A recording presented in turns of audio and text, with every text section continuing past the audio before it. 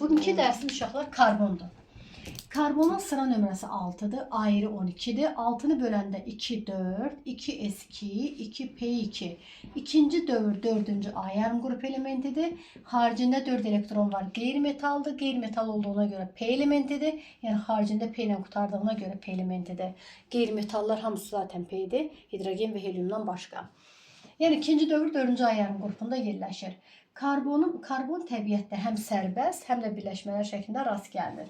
4 allotrop şəkil dəyişməsi var. Almaz, qrafit, karbin, füllerin. Bunlar allotrop şəkil dəyişmələrdir. Hamısı bərk haldadır. Amma ən bərki almazdır. Deyirlər, məsələn, etanondakı almaz kimi bərki, onunla müqayisə olunur da. Bu ən bərkidir, ən bərki. Və almazda karbon atomlu hibridləşməsi sp3-dür. Yəni onun əmələ gəlməsində 4 hibrid orbital iştirak edir. Qrafit karandaşın içində olur. Kağızda iz buraxır. Laylı quruluşa malikdir. Hibridləşməsi sp2-dir. Karbin toz halındadır. Hibridləşməsi sp-dir. Füllerin də sp2-dir. Qrafit, deməli, qrafitlə füllerin də sp2-dir. Karbin də sp-dir. Almazda ən bərkidir, sp3-dür. Bu toz halındadır. Əzbər biləsiniz. Bax, karandaşın içindəki budur. Başqa bunlardan nəyi demədiyimiz qaldı? Bunların içində hansıdır ki, demişdik cərəyan keçirir? Ortadakı. Qrafit. Qrafit elektrik cərəyanını keçirir. Əzbər biləsiniz. Qrafit elektrik cərəyanını keçirir və metallar kimi parıltıya malikdir. Ruçkan eləmə. Karandaşın içində olur. Görürsünüz, parıltıya malikdir və cərəyanını keçirir. Bu belə. İndi karbon haqqında, karbonun oksidləri haqqında, yəni karbon haqqında nə bilirik danışaq. Aynen. Onda karandaşı o şeyin içine salanda tok vurur. Bəs nə? Amma bizə vurmaz da mənim, deyim necə. Niyə adam deyilsən? Çöl tərəfi elektrik, şeydə taxtadan da o da elektrik keçirmir. Elektrik vasitəsi. İmeni karandaşın için çıxarıb bassaq, hə. Deməli, karbon 2 dənə oksidi var, CO və CO2. Bunların hamısı haqqında ətraflı keçmişi yenə də üstündən bir də deyirəm. CO-da bir də karbonun valentliyini demədik. Karbon bütün birləşmələrdə 4 valentlidir. Yalnız CO-da 3 valentlidir. Oksidaşma dərəcələri 4-cü qrupda yerləşdiyinə görə maksimum müsbət 4-dür, minimum mənfi 4-dür. Belə 0-da ola bilər, mənfi 1-də, mənfi 2-də, mənfi 3-də, mənfi 4-də. Yəni bunun oksidaşma dərəcələridir. Karbon mənfi 4-də yalnız redoks edici, müsbət 4-də yalnız oksidləşdirici. Aralıqda isə həm oksidləşdirici, həm də redoks edici xassiyyət göstərir. CO-da oksigen 3 valentli, karbon 3 valentlidir. Yadınızda oksigen mənfi 2, bu müsbət 2-dir. Bunun adı karbon monoksid və yaxud karbon 2 oksid və yaxud dəm qazıdır, zəhərlidir, yanır. Bu. Amma bu karbon 4 oksiddir, beynəlxalq üsulunun adı karbon dioksiddir, karbon qazıdır və quru buzun əsas tərkib hissəsi CO2-dən ibarətdir. Məsələn, testdə verir ki, quru buzun əsas tərkib hissəsi nədir? CO2-dən ibarətdir. Diqqətinə fikir verin. Burada karbon yalnız oksidləşdiricidir. Və aralarındakı rabitə polyar kovalent rabitədir. Bunun molekulu qeyri-polyardır. Maksimum valentliyi istifadə edib və eyni atoma birləşmişdir.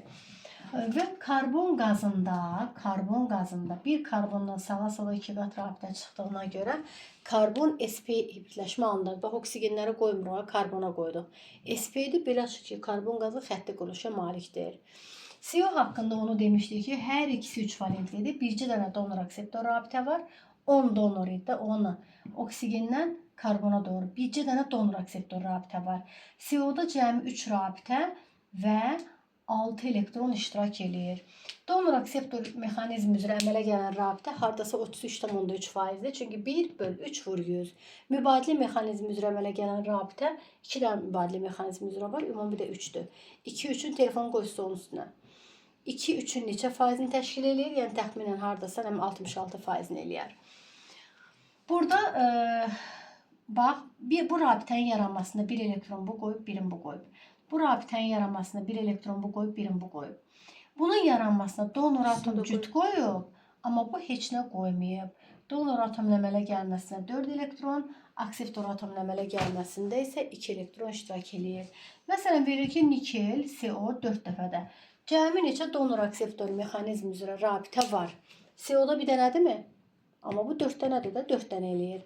Burada donor atomun əmələ gəlməsinə neçə elektron iştirak edir? Donorda 4 idi də 4 vur 4, 16. Akseptorda 2 idi də 2 vur 4, 8. Yazıda düşdü bunlar. Yəni bunlar keçirir. İndi keçək reaksiyalarına. CO duz əmələ gətirməyən oksiddir. Ona görə də onun tətbiq sahəsi azdır. Amma CO2 isə turşu oksiddir. Nə ilə reaksiya girib, nə ilə girməyəcəyini deyək. Birincisi karbon oksigində tamam yananda dəm qazı, tam yananda karbon qazı alınır.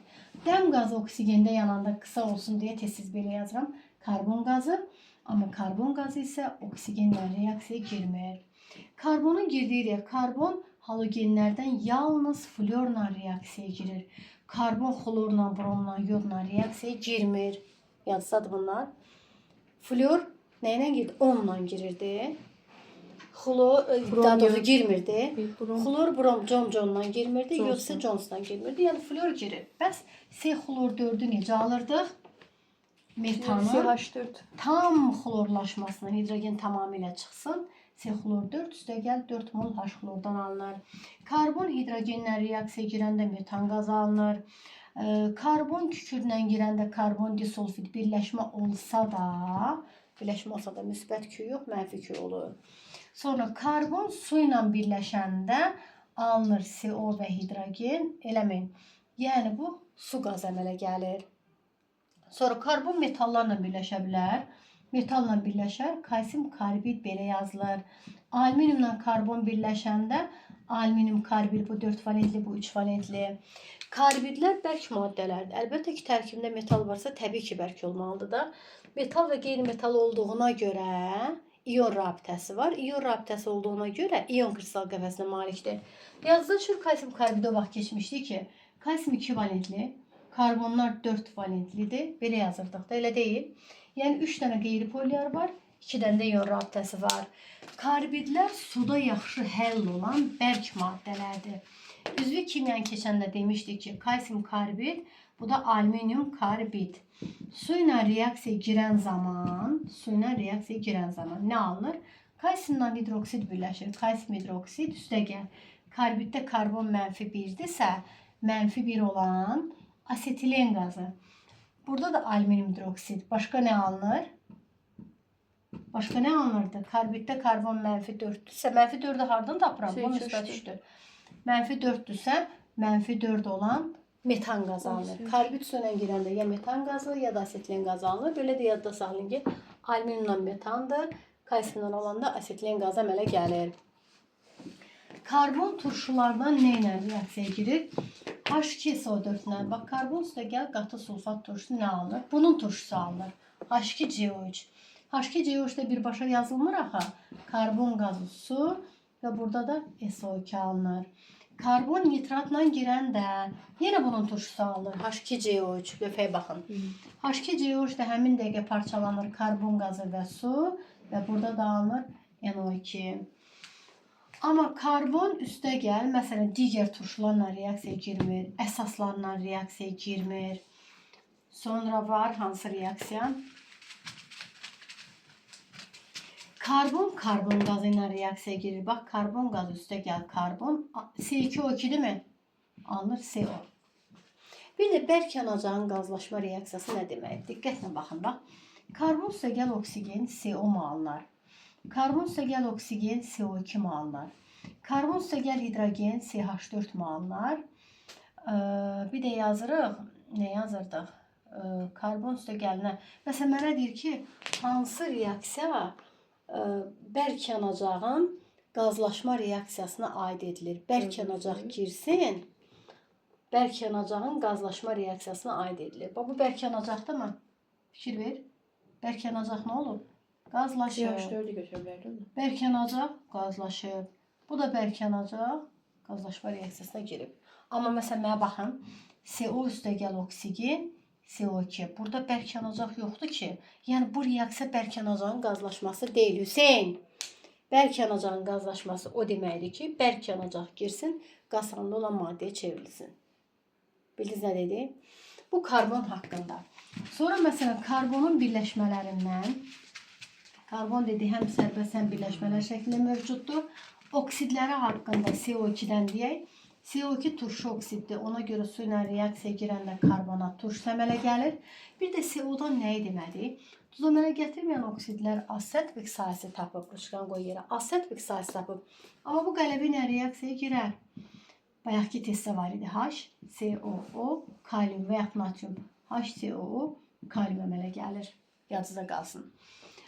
Başqa hansı reaksiya var idi? Qarışqa turşusu var. Bax, qarışqa turşusundan qatı sulfat turşusu higroskopik maddədir. Katalizator kimi gələndə alınır H2O və CO. CO-nun laboratoriyada alınma reaksiyasıdır. CO duz əmələ gətirməyən oksiddir. Duzla girən, əsasla girəndə HCOO kalium alınır. Amma karbon qazı turşu oksiddir. Turşu ilə turşu oksidlərindən girməz. Əsasla, qoy buradan yazım. Əsasla əsasi oksidlərlə reaksiya girə bilər ki, alınır kalsium karbonat. Sonra karbon qazı əsasla reaksiya girə bilər. Bunun turşusu H2CO-dur, yadımıza salırıq. Deyirik 2 hidrogen var, 1 OH. Hidrogen OH-dan çox düzdür. Kalium HCO3. Amma bundan 2 mol götürsəydik, ikisi də əvəz olunardı. Kalium karbonat üstəgəl su alınardı. Sonra da su alınır, yoxsa yox? Yox, burada birləşdi. Kalium HCO3. İndi sizcə kalium karbonatdan istəyirəm ki, kalium hidrokarbonat alım. Bunun düz, içindəki turşudan gələn karbon qazı və su gələk. Elə deyil. Amma bunun üzərinə karbon qazı və su gəlmək olmaz. Başqa nə deyək? Və bunun üzərinə kalium OH gəlmək olmaz. Axı, turşusu yoxdur, kəsib verək. Və yaxud kalium hidrokarbonat, budurmu? Kalium hidrokarbonatın üzərinə kalium OH gəlsək nə alınar? Bunu kəs ver kaliumuna. Kalium karbonat, üstəgəl su. Üzərinə natrium OH gəlsən, bunu kəs natriuma ver. 2 qat kalium natrium karbonat alınar. Elə deyil. Kalium natrium karbonat, üstəgəl H2O alınar. Bildiniz nə dedik? Sonra karbon qazını nə ilə təyin edirlər? Bu biz CO2 haqqında bütün fikirlərə baxdıq. İndi karbonat turşunun duzlarına da baxaq. Karbonat turşusunun duzları. Dedi ki, karbon qazı quru buzun əsas tərkib hissəsidir. Karbonat turşusu H2CO3 yazılır. Çox davamsızdır. 2 əsaslı turşudur. Tamamilə əvəz eləsəm normal duz, qismən əvəz eləsəm turş duzu alınır. Olduğu kimi mövcud deyil. Karbon qazı və su şəklində yazılır. Birləşmələrdə nəyi misal göstərmək olar? Natrium karbonat. Hidrogen zadı yoxdur ki içində. Bu susuz sodadır. Susuz soda. Amma natrium hidrokarbonat çay soda, sulu soda da deyirlər. Çay sodası. Sonra var natrium karbonat vur 10H2O. Bu kristallik soda adlanır. Əzbər biləsiniz. Natrium karbonat vur 10H2O. Bu da elə kristallik soda. Lövhəyə baxın. Karbonat turşusunun duzlarından yalnız və yalnız metallardan deyirəm. Yalnız natrium və kaliumun karbonatı suda yaxşı həll olur. Qalan bütün karbonatlar çöküntü halındadır. Yalnız bu karbonatlar parçalanmır. Natrium və kalium karbonatı.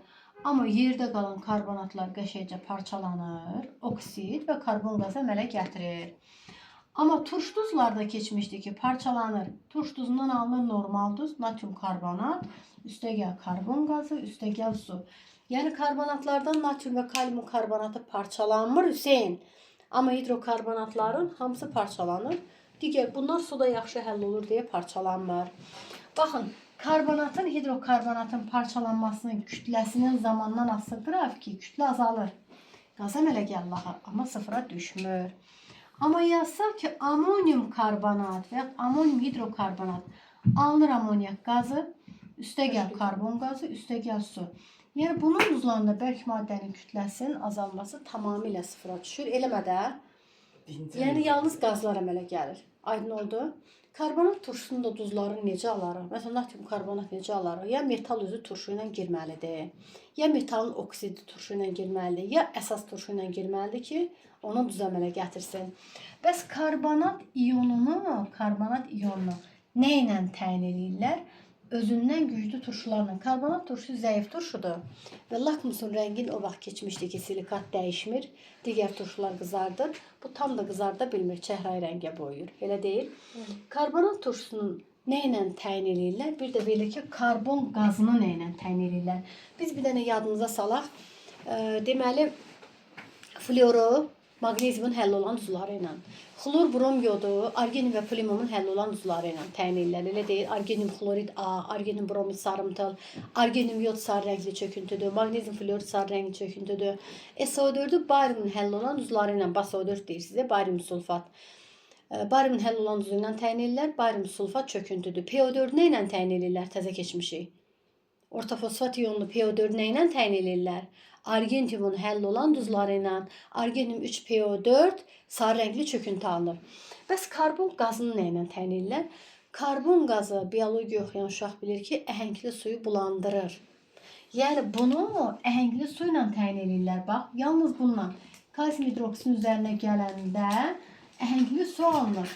Kalsium karbonat alınır, üstə gəl su alınır. Yəni karbon qazının təyin edicisi kalsium hidroksiddir.